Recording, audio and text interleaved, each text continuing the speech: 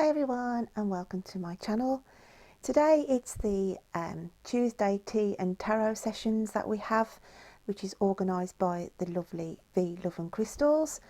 All the description regarding this challenge will be in the description box below if you are new just joining us, but it's been running now. This is the 8th week, I believe, and basically V has put some prompts for us to sort of work along the process of, or anything spiritually, tarot wise, or anything we'd like to discuss on a Tuesday basis. So my lovelies, I hope you're all doing well, and my little bit of a talk, and it's only a little VT today. I've got my lemon tea here ready for later on. I'll let that cool off. But last week I touched on about crystals and the properties and the uses and how you can, work with them on a health basis. But obviously we also use crystals in ornamental forms. We can buy different things made out, sculptured out of crystals and everything else. And a good friend of mine, for my birthday, going back a couple of years ago now, actually made me a crystal ornament. Okay, and I'm going to show you this in a moment. A lot of hours of work went into it. They basically bought some little chips of crystals, okay, off through the internet, and they were already pre-drilled, so they had like little holes already through the crystals. And where they live, they had a couple of apple trees, and I absolutely love these apple trees, and they're sort of interconnected, the branches like sort of intertwined. And they took a photograph of it, and basically we had a swing hanging off these apple tree, and the detail that it must have took them a lot of hours to create what they did. And then when they gifted it to me, I was just amazed. But I actually put a few little lights around it, so that when I have it on my fireplace on an evening in the winter time especially, it just gives this little bit of an ambient glow. So I am going to share you this now, because it's all out of natural. They did it through copper wire and the crystals, and they found a lovely piece of natural wood where they lived. And I'm just going to bring it into focus now, and this is the actual little ornament that they did me. The hours of work you can imagine on here, okay, and here's the little swing, and it actually does swing. It actually does swing. But yeah, there were quartz crystals, red jasper, citrine and rose quartz as well to do this little image. And like I say, I put a little set of lights on it so that it does illuminate. Obviously I've got lights on here, but if it was really dark, then you just get this lovely little glow. But as I say, it's all done on a piece of natural wood, okay, and all this copper wire that they put the little crystals on. They did a smaller one actually on a crystal stone. It was a lump of I think it was amethyst, and they put like another tree on, and it was all like coming down the roots over the actual hub of the crystal, and that was passed on to their mom. But I absolutely love it, so I just wanted to show you this, because I know some people out there are really handy at crafting, and it may be something that while we've got time on our hands to have a go at, because like I say, not only is it pretty to look at, but it does serve a purpose, because crystals do give out an energy. Okay, my lovelies, so that was one thing I wanted to share this week. So I'll just switch those off and we'll move those out the way. Now V did a set of cards. I think they were sort of like native Indian cards the other day, and I said to her I hadn't seen them before. I'll drop the name of the cards in the description box below, but I've always had an interest in native Indians, and I do believe that I have got a spirit guide that is an Indian guide. But we was on about, she mentioned about thrift shops, second-hand shops of buying things, and I remember about 4 years ago there was somebody who had like vintage things, and they used to put little odd things, little oddities on for sale. And I just saw this bag, and it was proper tooled leather bag. She'd had it quite a few years, and I bought it for a bargain price. But I was going to show you because of the native Indian connections, and I said to V on her video that she did of the little three pick a card reading, I says, oh, that's inspired me for next week to bring something on the set to show you. And this is what I bought, okay, and it is old, but it was a leather bag, okay, and it's got this Indian chief chiselled in to the actual leather work, and it had a lock on it. I think at one point here you could lock it, but obviously over time she'd lost the lock. And on the back of it, it's got this mandala as well, and it's all been chiselled in. And it amazes me because I had a friend, or I have a friend even, who does a lot of stamping on leather. And so, and in here I think it was moleskin. It looks like I think it's like a suede. I don't know what it was lined with, but yeah. But they actually did a stamping. I'm just going to put that down a second, guys. I'm just going to reach out for this other one now, as my friend did. And I went round the one day because he's an artist and he does loads of sculptures, and he does all like the big sculptures and everything, you know, all around the country here in the UK. These great big like metal sculptures and everything.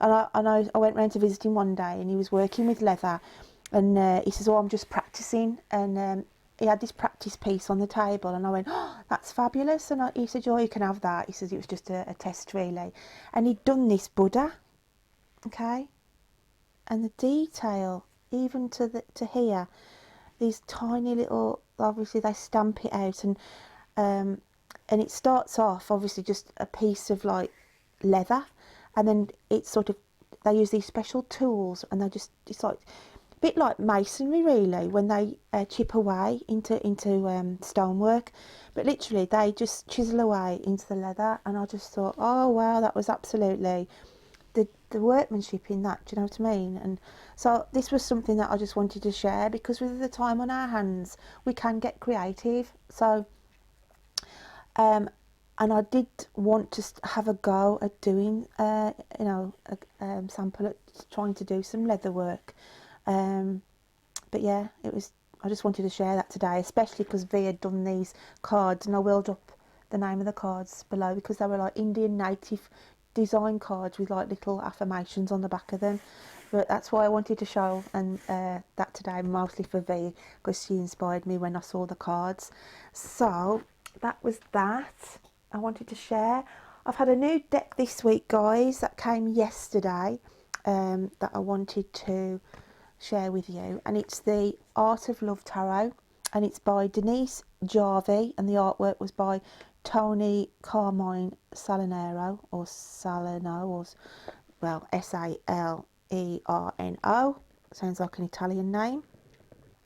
But these come, and where did I see these? I saw them on Instagram, that's right. I see a lot of different decks on Instagram that I've never seen, and I thought, I need these. They just called out to me as soon as I saw them. So I'm just going to quickly show you this. The Art of Love Tarot Guidebook. It's quite a biggish guidebook really, and it's got obviously different spreads you can use, and it goes through the different meanings of the cards. But if you know me now, guys, my regulars, I go for artwork. I'm drawn to artwork, and I'm just going to tip these out. Like I said, they only came yesterday, so I haven't really had a chance to even see what the meanings are or anything, but I have mixed them up and shuffled them. But I am going to quickly, these are the backs of the cards. They are quite a wide card, but it's thick cardstock, which I do like to work with. And but it was the artwork, so I'm just going to flick through some of them. So that's the Shadow Fear, the Wheel, Breakthrough, Six of Trees, the Divine Order, Equilibrium. They are new, look, because they're sticking together. The Turnaround. And it's weird when I look into there, it's like you can see different faces, like even animal spirit faces. Like there, here I can see like a tiger's face. So that's really, that's like there's fish in here and everything, but I love anything that challenges your mind, you know what I mean, artwork wise. The release, metamorphosis, the acceptance, harmony. That's a nice card. The ego, collapse, you know. Some people do live on their egos, don't they? So yeah, this is what drew me to it, the artwork, guys. The star, hope. I don't know whether anybody's like me, like if I'm on Instagram, and because a lot of people post cards for the day and everything like that, and then I think, oh, that's an interesting card. I haven't seen that before, and then I'll either ask the person what the deck's called, or then I start hunting around on YouTube looking for reviews, walkthroughs and things, and that's what I did on this. I thought, oh, I like that, I'll go and have a look now and do my homework and research. So yeah, I'll just flick through a few of them. So that was another thing that I've had happen this week. I bought this, and I bought another deck of cards that I'm waiting for. I think it was Sacred Spirit cards, but I'll probably show you those next week. My other new deck. I like that one. Look at that, Four of Hearts, Depression. Oh, I just absolutely love that card. That just speaks to me, and anybody who's, you know, suffers anxiety and everything else will relate. Will relate to that card for sure. Five of Hearts, Sorrow. They're just different meanings, like Six of Hearts, Look the Past. I just liked it because they were just different. Seven of Hearts, Choices. But I just get lost. I love artwork on cards, especially when it's intricate artwork, which can take you into like a labyrinth, you know, and you start looking, and look there, we've got like the Egyptian eye there, different symbols and signs that we all connect with as well, guys, on a day-to-day basis, you know, and this is why I did like this deck. So it reminded me of David Bowie. God rest his soul, bless him. But yeah, don't know why, but I just, when I look at that card, it just reminds me of Bowie. But King of Angels, Peaceful Warrior, Eight of Trees, Union, Three of Hearts. Oh, that's a nice sun. A bit like a Monet type of paintwork that is. A lot of Egyptian hidden symbols as well in these cards, which I did like. Of Angels. So yeah, so that was another thing I've had then, a new deck this week. That's nice, look, Ten of Stars. But I just love the artwork. So it's all about, I feel like, getting creative, you know. It's all about getting creative with this time that we've been given. That's nice, look, the Emperor. You know, so it has got the major arcana in these cards, which I did like as well, in different themes. Clarity. See that, but the new looks are sticking. I hate it, you guys, when you get new cards and they stick until you start working with them. The Lovers. So, yeah, it's a sticky, sticky, sticky. But they are nice. They are thick quality. Seven of Angels. And what was on the back? Page of Angels. So, yeah, so that's a new deck that I'll be looking forward to working with. And then the other thing that I work along with, because one of the prompts I think was what different things you use to aid your readings with. And in the past I have used these to do readings, and they've been going around for absolutely centuries, and that's my runes. Now I've had these runes, I can't believe it, it's got to be 25 years, and I absolutely love working with them. I'm just going to show you what they are. They're just like little these are like little pieces of stone. You can get them now in crystal forms and wood forms and all different types, but they've got symbols on them and they all mean different things. Okay, they've all got different meanings on them. So like this one here, it's the names as well. It's Inguz, Inguz. I'm terrible with the pronunciations of them, but that would be for new beginnings and fertility. Okay, And then we've got this one here, which would be Anzuz, A-N-S-U-Z, Ancestral God. So I do like to use the runes, okay, because they have another sort of spin on helping with your readings. And you know, when you use them with your cards, then obviously it just gives like another aspect. So what I'm going to do is I'm going to put these back in the bag. I'm going to take my new deck of cards, okay. I'm going to pull out a little message for the lovely tea and tarot people to see what the energies are for this week. So let's just give these a shake up to start with, guys. So let's shake the bag, shake it. Okay, and we'll dig deep and pick out the stone for today for the lovely energies of the people out there. Okay, so I'm going to hide it for now until I get my card. Put it there out the way and get my cards back. So let's tip these back out and we'll give these a shuffle, or try to. So let's have a look. What card's going to come out with this.